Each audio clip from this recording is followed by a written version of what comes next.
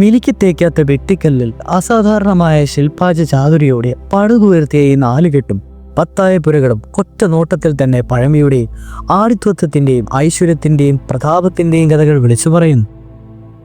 Gate കടന്ന് car ചെന്ന് നിൽക്കുന്നത് പടിഞ്ഞാട്ട് മുഖമായി നിൽക്കുന്ന പ്രധാന കെട്ടിടമായ 3 നിലയുള്ള നാലുകെട്ടിലിന് മുന്നിലാണ്. ഈ നാലുകെട്ട് പണിതുയർത്തിയത് വരിക്കാശ്ശേരി ഇല്ലത്തെ വലിയപ്പൻ നമ്പൂതിരിപ്പാടിൻ്റെ മകൻ അനുജനായ രവി നമ്പൂതിരിപ്പാടിൻ്റെ മേൽനോട്ടത്തിലും ശ്രദ്ധയിലുമാണ്. ഇവിടെ നിൽക്കുമ്പോൾ അറിയാതെ ചോദിച്ചു പോകുന്നു, ഇത്ര വലിയ ഈ മനയിലേക്ക് കിടക്കുവാനുള്ള പടിപ്പുര എവിടെ?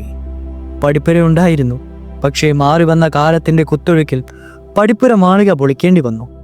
അതൊക്കെ പോട്ടെ, നാം ഇപ്പോൾ പൂമുഖത്തിൻ്റെ മുന്നിലാണ്. വരിക്കാശ്ശേരി ഇല്ലത്തെ ഇന്നത്തെ തലമുറയിലെ ഏറ്റവും ഇളയ അംഗമായ കുഞ്ഞണ്ണി നമ്പൂതിരിപ്പാടിൻ്റെ വാക്കുകൾ കടമെടുക്കുകയാണെങ്കിൽ ആരടാ എന്ന് ചോദിക്കുന്ന തലയെടുപ്പോടു കൂടിയ വീതിയും നീളവുമൊത്ത ഒരു പൂമുഖം. ഈ പൂമുഖം പിന്നീട് നിർമ്മിച്ചതാണ്. അച്ഛൻ ഉണ്ണി നമ്പൂതിരിപ്പാടാണ് ഇതിന് മുൻകൈയെടുത്തത്. ഇവിടെയാണ് ദേവാസുരം എന്ന സിനിമയിൽ ഭാനുപതി എന്ന കഥാപാത്രം ചിലങ്കകൾ കെട്ടി നൃത്തം ചെയ്തതും ഒടുവിൽ ചിലങ്കകൾ അഴിച്ചുവെച്ച് ഇനി നൃത്തം ചെയ്യില്ലെന്ന് ശപഥം ചെയ്തതുമായ രംഗം ഷൂട്ട് ചെയ്തത്. ഞാനൊരു രംഗം സൂചിപ്പിച്ചു എന്നേ ഉള്ളൂ. അങ്ങനെ എത്രയെത്ര തീവ്രഭാവങ്ങളും നാടകീയതയും മുറ്റുനിന്ന രംഗങ്ങളുമാണ് ഈ പൂമുഖം സാക്ഷ്യം വഹിച്ചിട്ടുള്ളത്. ഇന്നത്തെ ഈ പൂമുഖം പണിയുന്നതിന് മുൻപ് ഇല്ലപ്പുരയ്ക്ക് പടിഞ്ഞാറ് ഭാഗത്തായി ഒരു പത്തായപ്പുര ഉണ്ടായിരുന്നു. ഇന്നത്തെ തലമുറയിലെ കൃഷ്ണൻ നമ്പൂതിരിപ്പാടിൻ്റെ മകൻ വാസുദേവൻ നമ്പൂതിരിപ്പാട് പറഞ്ഞ വിവരങ്ങളാണുക. ഈ പത്തായപ്പുരയുടെ താഴത്തെ നില പത്തായം ഇട്ട് തന്നെയാണ് ഉപയോഗിച്ചിരുന്നത്. അനേകായിരം പറ നെല്ല് സൂക്ഷിച്ചിരുന്ന പത്തായം. 1-ാം നിലയിലായിരുന്നു മനക്കിലെ പുരുഷ പ്രജകളുടെ താമസം. ഇല്ലപ്പുരയുടെയും പത്തായപ്പുരയുടെയും 1-ാം നിലകളിലെ ബന്ധിപ്പിച്ചുകൊണ്ട് ഒരു പാലവും ഉണ്ടായിരുന്നു അത്രേ. പിന്നീട് എപ്പോഴോ ഈ പത്തായപ്പുര പൊളിക്കേണ്ടി വന്നു. അവിടെ തറ മാത്രമായി.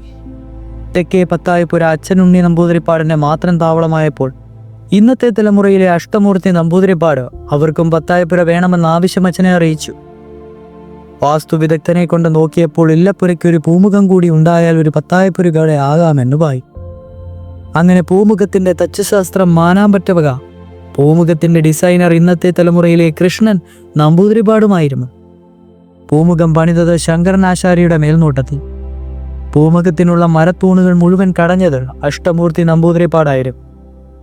അദ്ദേഹത്തിന് സഹായികളായി കൃഷ്ണൻ നമ്പൂതിരിപ്പാടും ആർട്ടിസ്റ്റിക് നമ്പൂതിരിപ്പാടുകളുമൊക്കെ ഉണ്ടായിരുന്നു. അക്കാലത്ത് Krishnan Namboothiripad Madras school of arts and ക്രാഫ്റ്റ്സിൽ പഠിക്കുന്ന കാലമായിരുന്നു. സ്വാഭാവികമായും പാശ്ചാത്യ രീതിയോടായിരുന്നു ഭ്രമം. മനയുടെ പൂമുഖത്തിൻ്റെ വണ്ണം കുറഞ്ഞ നീണ്ട തൂണുകൾ വിക്ടോറിയൻ രീതി വിളിച്ചു പറയുന്നവ തന്നെ. ഏറ്റവും മുകളിൽ തുറന്ന ടെറസും ഇല്ലപ്പുരയുടെ രീതിയിൽ നിന്ന് തികച്ചും വ്യത്യസ്തമായ പൂമുഖം. എങ്കിലും ആ വ്യത്യസ്തത തന്നെ ആയിരിക്കാം അതിൻ്റെ ആകർഷണീയത. വേറെയും ചെറിയ പ്രത്യേകത കൂടി ശ്രദ്ധയിൽപ്പെടും. പൂമുഖം ഇല്ലപ്പുരയുടെ മധ്യത്തിൽ തന്നെയാണ്.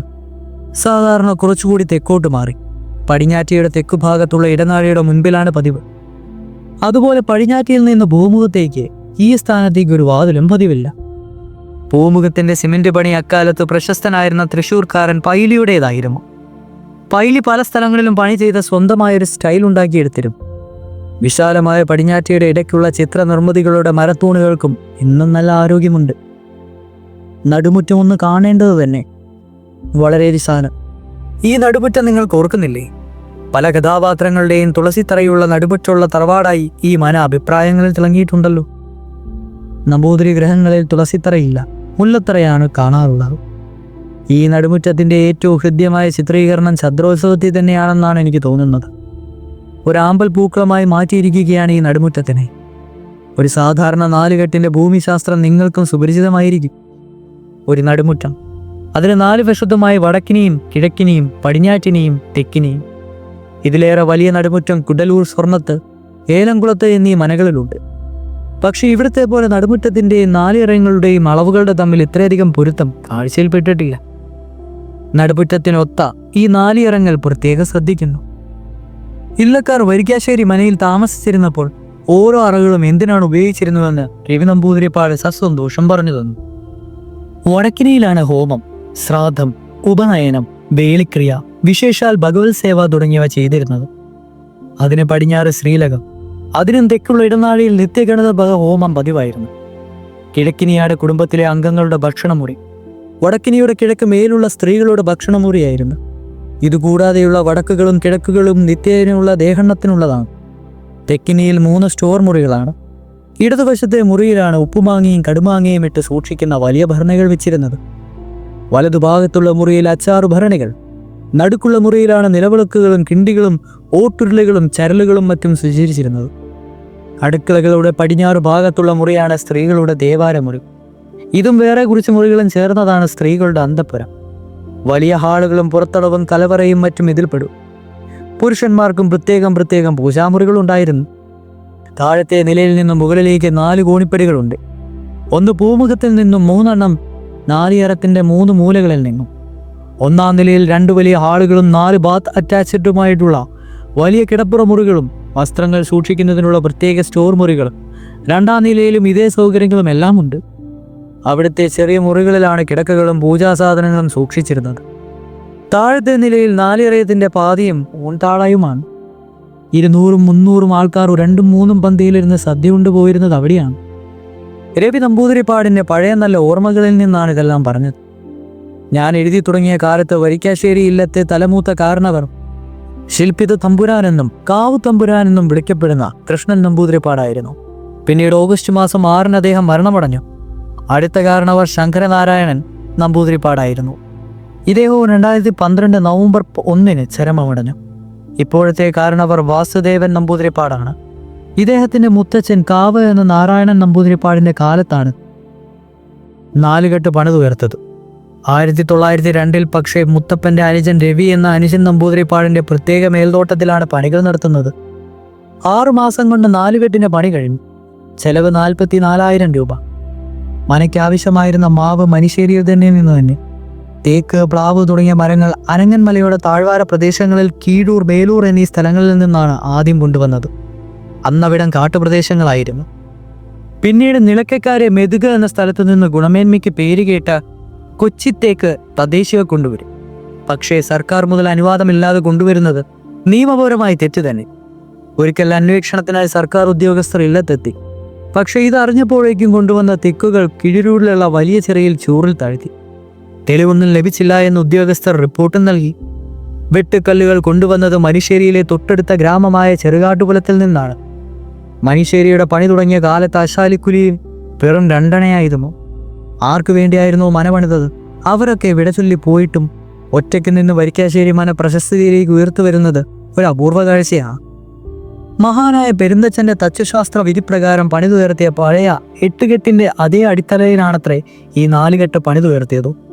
തൃശ്ശൂരിലെ പ്രസിദ്ധനായ വടക്കുന്നാഥ ക്ഷേത്രത്തിലെ കൂത്തമ്പലം പുതുക്കിപ്പണിതതും പൂമുള്ളി, ആഴ്വാഞ്ചേരി എന്നീ ആഢ്യഗ്രഹങ്ങൾ പണിതതും ശില്പിയായിരുന്ന വേളനേഴി ജാതവേദൻ നമ്പൂതിരിയായിരുന്നു. അദ്ദേഹം തന്നെയായിരുന്നു ഈ 4 കെട്ടിന്റെയും ശില്പി. പെരുന്തച്ഛനും വേളനേഴിക്കും ഇടയ്ക്ക് 18 കളവിലെ പയ്യൂർ ഭട്ടതിരിയുടെ മേൽനോട്ടത്തിലും പുരപൊളിച്ച് പണിതുവത്ര. ആദ്യം ഓല കൊണ്ട് തന്നെയാണ് പുരമേഞ്ഞത്.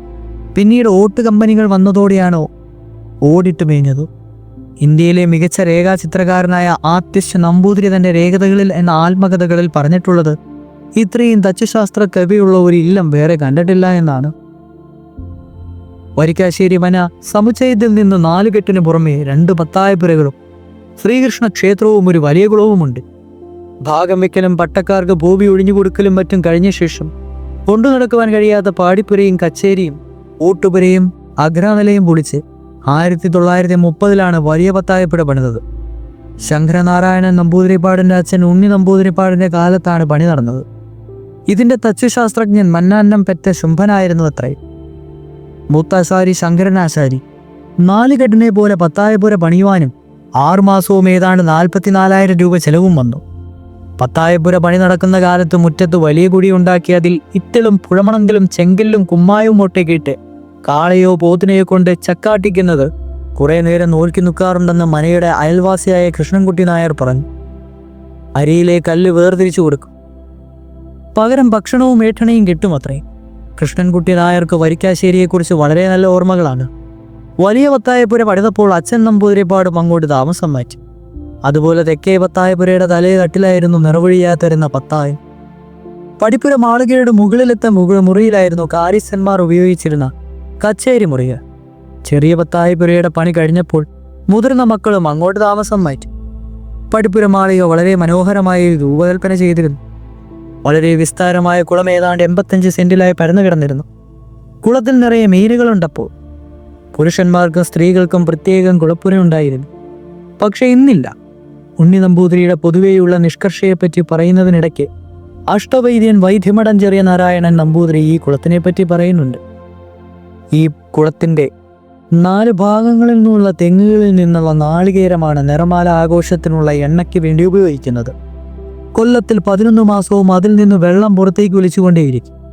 ആ കുളത്തിലേക്ക് വീണ് നാളികേരം മാത്രം എടുത്ത് അതിൻ്റെ സംസ്കാരങ്ങളൊക്കെ ചെയ്ത് ഉണക്കി കൊട്ടയിലാക്കി ചക്കിൽ കൊണ്ടുപോയി ആട്ടിച്ച് വെളിച്ചെണ്ണ ഉണ്ടാക്കിയതിനു ശേഷം ഭരണിയിൽ സൂക്ഷിച്ചു വെക്കും. അതാണ് പിറ്റത്തെ കൊല്ലത്തെ നിറമാലയ്ക്കെടുക്കുക. അതായത് 1 കൊല്ലം മുൻപാട്ടിയ വെളിച്ചെണ്ണ എന്നർത്ഥം. ആ എണ്ണ ഇളകാതെ അരിച്ചെടുത്താണ് നിറമാലയ്ക്ക് വിളക്കുവാൻ ഉപയോഗിക്കുന്നത്. മാത്രമല്ല നിഷ്കർഷമൂത്ത് സുമാർ 1/2 ഫർലോങ് ദൂരത്തോളം, അതായത് ക്ഷേത്രത്തിനടിയിൽ നിന്ന് കുളത്തിൻ്റെ കിഴക്കേയറ്റം വരെ ഒരു പ്രത്യേക തരത്തിലുള്ളതായിരുന്ന ആ ദീപാലങ്കാരം ഫ്യൂഡലിസത്തിൻ്റെ ഏറ്റവും ഹീനവും മോശവുമായ കാഴ്ചയായിട്ടാണ് മലയ്ക്ക് ചുറ്റുമുള്ള ചെറുപ്പക്കാർ ഈ കുളപ്പുരയും സ്ത്രീകൾക്ക് കുളിക്കുവാനുള്ള കടവും കണ്ടിരുന്നത്. കുളപ്പുരയുടെ മുകളിലത്തെ നിലയിലെ വലിയ വരാന്തയിൽ നിന്നും സ്ത്രീകളുടെ കടവ് വളരെ വ്യക്തമായി കാണാമായിരുന്നു. എന്തായാലും ഇന്ന് ആ കുളപ്പുരയില്ല. പടിഞ്ഞാറ് ഭാഗത്താണ് ശ്രീകൃഷ്ണന്റെ അമ്പലം. പടിപ്പുര ഗോപുരവും 4 അമ്പലവും ശ്രീകോവിലവും ഒക്കെയായി മനോഹര ഒരു അമ്പലം. പയ്യൂർ ഭട്ടതിരിപ്പാട് പണി കഴിപ്പിച്ചതാണ് ഈ ക്ഷേത്രവും കുളവും. കുംഭമാസത്തിലെ ഉത്രട്ടാതി നാളിലെ പ്രതിഷ്ഠാദിദാനം ഇന്നും വളരെ ആർഭാടമായി ആഘോഷിക്കും. ഈ പടിപ്പുര ഗോപുരവും ഈടെയാണ് പൊളിച്ചു പണിതത്. മുഴുവനും തേക്ക് കൊണ്ട് തന്നെ. വളരെ പണ്ട് മനക്കിലെ ഉപാസനമൂർത്തി ഉഗ്രമൂർത്തിയായ നരസിംഹമായിരുന്നു. ഉപാസന വൈകല്യം ഭയന്ന് ഒരു വിഗ്രഹം വാങ്ങിയതാണ് ഇന്നത്തെ വെണ്ണകൃഷ്ണൻ. ഈ വിഗ്രഹത്തിന് അംഗവൈകല്യമുണ്ട്. ടിപ്പു സുൽത്താന്റെ പടയോട്ടക്കാലത്ത് കുളത്തിൽ താഴ്ത്തിയപ്പോൾ പറ്റിയതാണ്. ബിംബം മാറ്റാൻ കലശത്തിൽ നിന്നൊരുങ്ങിയെങ്കിലും മുത്തച്ഛന് ഉറക്കത്തിലൊരു ദർശനം. കലശം വേണ്ടെന്നും ബിംബം മാറ്റേണ്ടതില്ലെന്നും തീരുമാനിച്ചു. പുതുതായി പണിത വിഗ്രഹം പാലക്കാട്ട് പെരുങ്കുളം ക്ഷേത്രത്തിൽ പ്രതിഷ്ഠിച്ചു. അവിടുത്തെ ക്ഷേത്ര പ്രശ്നങ്ങളിൽ ഇന്നും ഈ ബന്ധം സ്പഷ്ടമാണെന്ന് രവി നമ്പൂതിരിപ്പാട് പറഞ്ഞു. അമ്പലത്തിനെ ചുറ്റിപ്പറ്റി ഇനിയും ചില കഥകളുണ്ട്. മനിശ്ശേരിക്കടുത്തുള്ള ഗ്രാമമാണ് കവളപ്പാറ. പാലക്കാട് പകുതി കവളപ്പാറ എന്നാണ് നാട്ടിലെ ചൊല്ല്. മാട് തൊട്ട് തോട് വരെ 96 ദേശങ്ങളുടെ അധിപതിയായിരുന്ന മൂപ്പിനായർ ആര്യങ്കാവിൽ പൂരം ദിവസം മൂപ്പിൽ നായർ പരിവാര സമേതം കാവിലെത്തുമായിരുന്നു. വൈരാവിള പ്രത്യേകിച്ച് പല്ലക്കിനാണത്രേ പണ്ട് വന്നിരുന്നത്. നിലപാട് തറയിൽ നിന്നാണ് കാഴ്ചകൾ സ്വീകരിച്ചിരുന്നത്. കവളപ്പാറ കേണൽ നായർ ഒരിക്കൽ ബീലാത്തിലേക്ക് പോയി.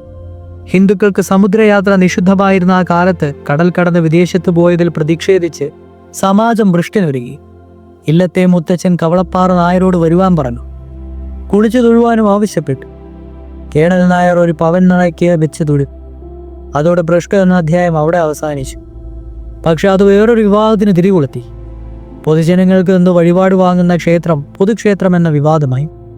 കോടതി കേസായി. വഴിപാട് ഭിക്ഷയെ നിഷേധിച്ചാലേ കോടതിയിൽ വിജയിക്കുള്ളൂ എന്നായിരുന്നു നിയമ ഉപദേശം. മുത്തച്ഛനോടത് പറയുവാൻ ആർക്കും ധൈര്യമില്ല. മദ്രാശിയിൽ നിന്നും പ്രശസ്തനായ വക്കീലിനെ വരുത്തി. അദ്ദേഹത്തിൻ്റെ അഭിപ്രായവും അതുതന്നെ.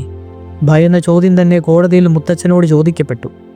തൻ്റെയും ഏവരുടെയും ഉപാസനമൂർത്തിയായ ശ്രീകൃഷ്ണൻ, വഴിപാട് ദേവൻ, എന്നാൽ ദേവൻ ഇരിക്കുന്ന ക്ഷേത്രവും ക്ഷേത്രസ്ഥാനവും മനവക.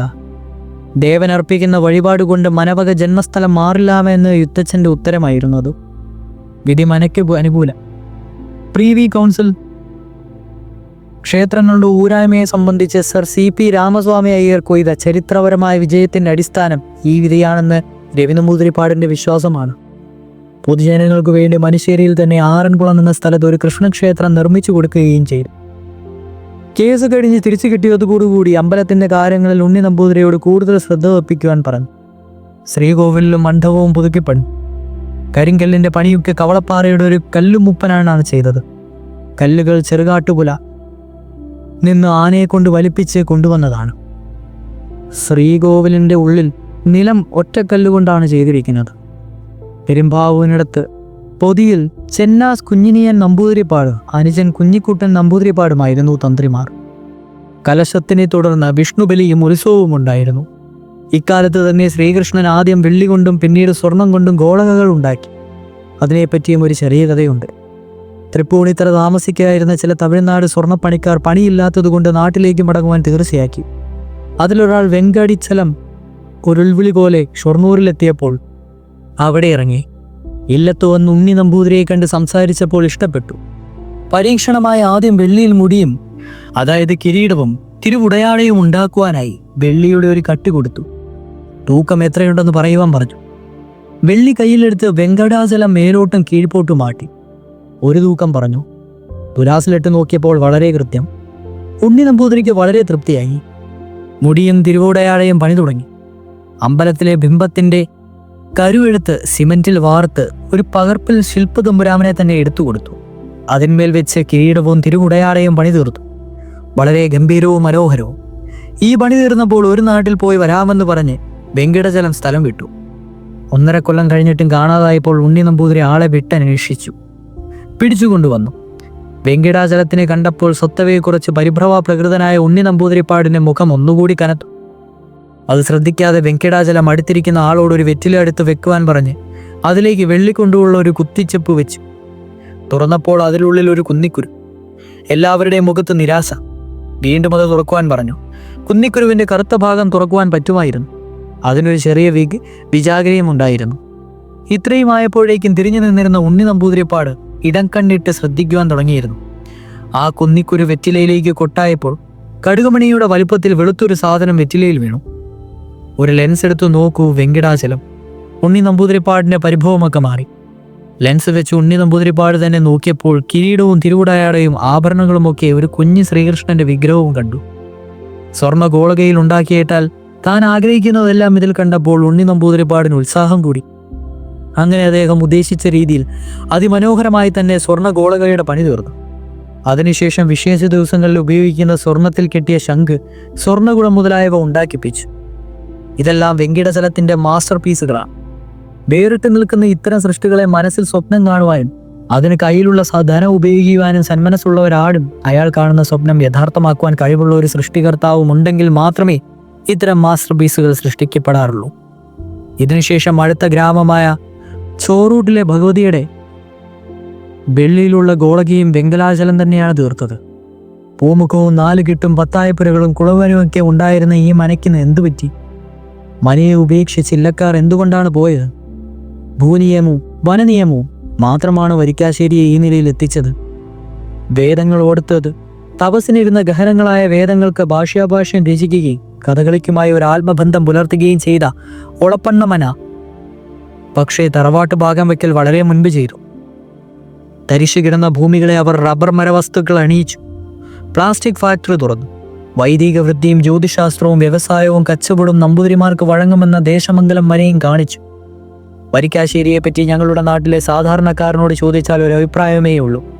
വലിയ പ്രതാപത്തിൽ കഴിഞ്ഞവരാണ്. സഹോദരന്മാർ തമ്മിൽ യോജിപ്പുണ്ടായിരുന്നുവെങ്കിൽ ഈ സ്ഥിതിയിൽ എത്തുമായിരുന്നില്ല. പോരാത്തതിന് കൊടുങ്കാര്യസ്ഥിതി. വരിക്കാശ്ശേരി മനയെ ആശ്രയിച്ചു കഴിഞ്ഞിരുന്ന ഒരുപാട് മനുഷ്യർക്ക് മനയുടെ തകർച്ച അവരുടെ ജീവിതത്തിലേൽപ്പിച്ച കനത്ത പ്രഹരമായിരുന്നു. 70 വയസ്സുകാരിയായ നങ്ങയ്യ ബ്രാഹ്മണിയമ്മ ഇന്നും നല്ല അന്തസ്സും ആഭിജാത്യവുമുള്ള ഒരു സ്ത്രീയാണ്. അവർക്ക് 10 വയസ്സായപ്പോൾ കോതറയിൽ നിന്ന് വരിക്കാശ്ശേരിയിലെത്തിയതാണ്. അന്നു മുതൽക്ക് അവരുടെ കുടുംബത്തിന് വരിക്കാശ്ശേരി ഇല്ലത്തിന്റെ അമ്പലത്തിന്റെ കഴകത്തിന് മാനവകാശം ലഭിച്ചിട്ടുണ്ട്. അന്ന് ഈ ഇല്ലക്കാർ കത്തി നിൽക്കുന്ന കാലമായിരുന്നു. ഇങ്ങനെ ഒരു അന്ത്യം ഒരിക്കലും പ്രതീക്ഷിച്ചിരുന്നില്ല. അവസാനം ഇല്ലക്കാർക്ക് ബുദ്ധിമുട്ട് വന്നപ്പോൾ ചെയ്ത ജോലികൾക്കുള്ള പ്രതിഫലം യഥാസമയം കിട്ടാതിരുന്നപ്പോൾ 2 കൂട്ടരും തമ്മിൽ മുഷിയേണ്ടി വന്നു. ഇല്ലക്കാർക്കും തനിക്കും കഷ്ടകാലമായി. നിവൃത്തികേട് കൊണ്ടാണ് 2 കൂട്ടർക്കും മുഷിയേണ്ടി വന്നതെന്ന് മാത്രമേ ഇനിയും കിള്ളിക്കാവിലെ കഴകവുമായി കഴിഞ്ഞുകൂടുന്ന നങ്ങയ്യ ബ്രാഹ്മണിയമ്മ വിചാരിക്കുന്നുള്ളൂ. അവരുടെ ജീവിതത്തിലെ 60 വർഷങ്ങളും വരിക്കാശ്ശേരി മനയോട് ബന്ധപ്പെട്ട് തന്നെ കഴിഞ്ഞു. വയസ്സ് 85 കഴിഞ്ഞു. എന്നാലും വെള്ളത്തൊടുത്തെ ഭാർഗവി അമ്മ ശുഭ്രവസ്ത്രധാരിയായി നടക്കാറുള്ളൂ. കിള്ളിക്കാവിന്റെ തൊട്ടടുത്ത് തന്നെയാണ് വീട്. മനക്കിലെ തമ്പുരാക്കന്മാർക്കും തമ്പുരാട്ടിമാർക്കും കുളി കഴിഞ്ഞാൽ എടുക്കുവാനുള്ള ശുഭ്രവസ്ത്രങ്ങൾ തയ്യാറാക്കി വെക്കുന്നതും തോട്ട ശുദ്ധി വരാതെ കയ്യിലിട്ട് എടുക്കുന്നതുമൊക്കെ ഭാർഗവിയമ്മയും വീട്ടുകാരുമായിരുന്നു. അവരുടെ ഓർമ്മകളിൽ നിന്നും മന ജ്വലിച്ചു നിൽക്കുന്ന കാലമാണ്. അന്നത്തെ മനയുടെ മുന്നിലൊരു ഭാഗം ഇന്ന് നശിച്ചു പോയിരിക്കുന്നു. തിരിച്ചു വരാത്ത ആ നല്ല കാലത്തെക്കുറിച്ചുള്ള നിരാശാപ്രകടനം. എല്ലാവരും വരിക്കാശ്ശേരിയുടെ കത്തി നിൽക്കുന്ന കാലത്തെക്കുറിച്ചാണ് വാചാരലായത്. അക്കാലത്തെ വരിക്കാശ്ശേരിയുടെ സ്വത്ത് വിവരം ഇന്നത്തെ തലമുറയിലുള്ളവർ ആർക്കും ശരിയായ വിവരമില്ല. 56,000 പറ നെല്ലിന്റെ കഥ മാത്രമാണ് ആവർത്തിച്ച് കേട്ടത്. കിഴൂരും ചോറുട്ടൂരും മറ്റുമായി കിടന്ന വനഭൂമികൾ, മനവർണാധികാരികളായിരുന്ന ക്ഷേത്രങ്ങളും കളകളും, മനയ്ക്കുള്ളിലെ അമ്പലങ്ങളിലെ വിഗ്രഹങ്ങളിലെ സ്വർണ്ണാഭരണങ്ങളും സ്വർണ്ണഗോളങ്ങളും സ്വർണം പൊതിഞ്ഞ ശംഖും അനേകം വിളക്കുകളും പൂജാ സാമഗ്രികളും, കലവറയിലെ ചെമ്പും ചരക്കും പാത്രങ്ങളും വേദപുസ്തകങ്ങളും സംസ്കൃത ഗ്രന്ഥങ്ങളും, കൃത്യമായി ആർക്കും ഒന്നിൻ്റെയും കണക്കില്ലാതെ കുറേയേറെ ഉണ്ടായിരുന്നു. അങ്ങനെ തന്നെ കണക്കില്ലാതെ കുറേയേറെ പോവുകയും ചെയ്തു. വരിക്കാശ്ശേരി മനയുടെ പണ്ടത്തെ കാര്യങ്ങൾ പറയുന്നതിനിടയ്ക്ക് രവി നമ്പൂതിരിപ്പാട് പറഞ്ഞു, ഇല്ലത്തിന്റെ തെക്കു പടിഞ്ഞാറ് സ്ഥാനത്തുള്ള കിണർ അരുതാത്ത സ്ഥാനത്താണത്രേ. വാസ്തുപ്രകാരം ഈ കിണർ തൂർക്കണമെന്ന് ഒരു തച്ചശാസ്ത്രജ്ഞൻ അച്ഛനോട് പറയുകയും ചെയ്തു. പുരുഷ സന്തതികൾ കുറയുമെന്നാണ് ഫലം പറഞ്ഞിരുന്നത്. പക്ഷേ 7 ആൺമക്കൾ ജനിച്ചതുകൊണ്ട് അച്ഛന് ഇതിൻ്റെ അത്ര വിശ്വാസം തോന്നിയില്ല. എന്നാലും കിണറിന്റെ പടിഞ്ഞാറ് വശം കാൽഭാഗത്തോളം അടച്ചു. ഇല്ലത്തിന്റെ കിഴക്കേ മുറ്റത്തിനിരിക്കി നിൽക്കുന്ന കൂറ്റൻ കരിമ്പനതിനെ കൊണ്ട് അത്ഭുതമായിരുന്നുവെന്ന് കൃഷ്ണൻ നമ്പൂതിരിപ്പാടിന്റെ മകൻ വാസുദേവൻ നമ്പൂതിരിപ്പാട് ഓർക്കുന്നുണ്ട്. തേലിക്കരയിൽ ഇരികഴുകി ഇല്ലവളപ്പിൽ അനാവശ്യമായ ഒരു മരവും ഉണ്ടായിരുന്നില്ല. പോരാത്തതിന് കരിമ്പലകളാണല്ലോ യക്ഷികളുടെ ആവാസ കേന്ദ്രങ്ങളായി കഥകളിലൂടെ അറിയപ്പെട്ടിരുന്നത്. ഈ കരിമ്പനയുടെ പഴം വീഴുന്ന കാലത്ത് കുട്ടിക്കൃഷ്ണൻ ആന വായിലിട്ട് പോക്കിത്തനാറത്രേ. ആരെങ്കിലും മരിച്ചാൽ പട്ട നാട്ടുക എന്നൊരു ചെറിയ ചടങ്ങുണ്ട്. അതിനാണെങ്കിലും ചെറിയൊരു പനയിലെ മാത്രം മതി. പുരയുടെ ഓരോ ഭാഗത്തും ഓരോ മരങ്ങൾക്ക് സ്ഥാനമുണ്ട്. പടിഞ്ഞാറ് പ്ലാവ്, വടക്ക് മുരിങ്ങ, കറിവേപ്പ്, കിഴക്ക് കരിമ്പന, തെക്ക് പുളി, മാവിന് എവിടെയെങ്കിലും സ്ഥാനമാകാം. അങ്ങനെയാണ് ഈ വലിയ കരിമ്പന മനയുടെ മുറ്റത്തെത്തിയത്. വരിക്കാശ്ശേരി ഇല്ലത്തിന്റെ വേറൊരു പ്രത്യേകതയായി എനിക്ക് തോന്നിയത് ഇല്ലത്തും കീഴിലുള്ള കളങ്ങളിലൊന്നും പാമ്പിൻകാവില്ല എന്നുള്ളതാണ്. രവി നമ്പൂതിരിപ്പാടാണ് ഇക്കാര്യം പറഞ്ഞത്. എന്തുകൊണ്ടാണ് ഇങ്ങനെ എന്ന ചോദ്യത്തിന് പക്ഷെ ഉത്തരം ലഭിച്ചില്ല. ചരിത്രത്തിന്റെ നിലവറയ്ക്കുണ്ടിൽ എവിടെയോ അതിനുള്ള ഉത്തരവും ഒളിഞ്ഞുകിടപ്പുണ്ടായിരിക്കാം. തുടരും.